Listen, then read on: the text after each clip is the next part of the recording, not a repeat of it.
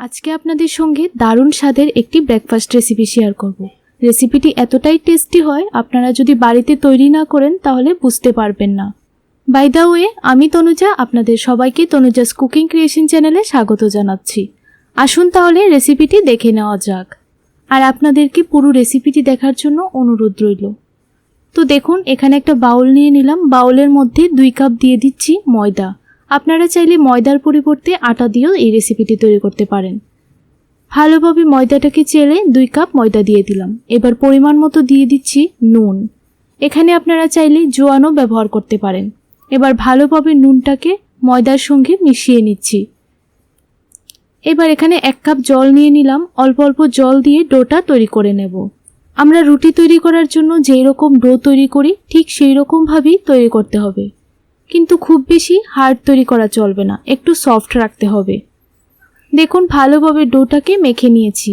আরও 2 থেকে 3 মিনিটের মতো মেখে নেব, তাহলে ডোটা খুবই সফট হবে আর ব্রেকফাস্ট রেসিপিটিও খেতে খুবই ভালো লাগবে। এবার 10 মিনিটের জন্য রেস্টে রেখে দিলাম। এবার একটা মিক্সার গ্রাইন্ডার নিয়ে নিলাম। কিছু ধনেপাতা দিয়ে দিলাম, 4টা কাঁচা লঙ্কা দিয়ে দিলাম। আপনারা চাইলে বাজার থেকে কিনে আনা ধনেপাতা দিয়েও এই রেসিপিটি তৈরি করতে পারেন। এবার কিছু চিনেবাদাম দিয়ে দিলাম। তো দেখুন, একটা মিহি পেস্ট তৈরি করে নিলাম। আর এখানে কিন্তু জল দেবার কোনো প্রয়োজন নেই। এবার ডোটা থেকে অল্প একটু লেচি কেটে নিলাম। এই রকম সাইজের একটা চামচ নিয়ে নিলাম। এবার অল্প একটু লেচি নিয়ে ঠিক এই রকমভাবে হাতের সাহায্যে একটু গোল করে দিতে হবে। দেখুন, ঠিক এই রকমভাবে গোলটা করতে হবে।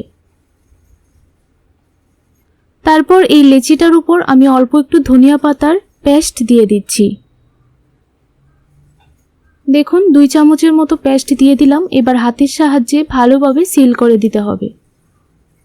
এই রকমভাবে ভালোভাবে মুখটা বন্ধ করে দিতে হবে। সেমভাবে আমি সবগুলি লেচি তৈরি করে নেব। দেখুন, সবগুলির মধ্যেই ধনিয়া পাতার পেস্ট দিয়ে দিলাম। এবার সেমভাবে তৈরি করে নিচ্ছি। একবার অবশ্যই বাড়িতে এই ব্রেকফাস্ট রেসিপিটি তৈরি করে দেখবেন, বারবার বানানোর ইচ্ছে জাগবে, এতটাই টেস্টি হয়। এবার অল্প একটু ময়দা ছড়িয়ে দিলাম। তারপর এইরকমভাবে প্রেস করে বেলে নিচ্ছি। প্রথমে একটু আস্তে আস্তে বেলতে হবে, যেন ধনিয়া পাতার পুরটা বের না হয়ে যায়। আর একটু পাতলা করে বেলতে হবে, তাহলে এই ব্রেকফাস্টগুলি খেতে ভালো লাগে। দেখুন, আমি একটা রুটির শেপে বেলে নিয়েছি। সেমভাবে সবগুলি ব্রেকফাস্ট তৈরি করে নেব। সেমভাবে আমি অন্য ব্রেকফাস্টগুলিও তৈরি করে নিচ্ছি।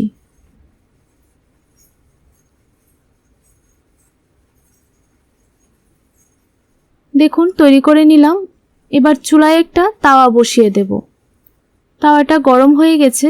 এবার উল্টিয়ে পাল্টিয়ে ভালোভাবে পরোটাগুলি তৈরি করে নেব। একবার এই ধনিয়া পাতার পরোটার রেসিপিটি তৈরি করে দেখবেন, খেতে কিন্তু ভীষণই ভালো লাগে। আর রেসিপিটি কেমন লাগলো অবশ্যই কমেন্ট করে জানাবেন। ভালো লাগলে ভিডিওটিতে একটা লাইক করে দেবেন। অল্প একটু তেল দিয়ে দিলাম। আপনারা চাইলে তেলের পরিবর্তে বাটারও ব্যবহার করতে পারেন। এবার ভালোভাবে ভেজে নামিয়ে নেব। আর দেখুন, কালারটা কতটা সুন্দর এসেছে। সেমভাবে সবগুলি পরোটা তৈরি করে নেব।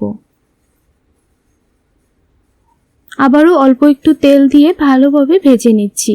একটা পরোটা আমি ছিঁড়ে দেখিয়ে দিচ্ছি কতটা সফট হয়েছে। আর ভিতরটাও কিন্তু পুরো একদম পারফেক্টলি তৈরি হয়ে গেছে। তাহলে আজকের জন্য এতটুকুই। পরবর্তী রেসিপি দেখার জন্য আমন্ত্রণ রইল।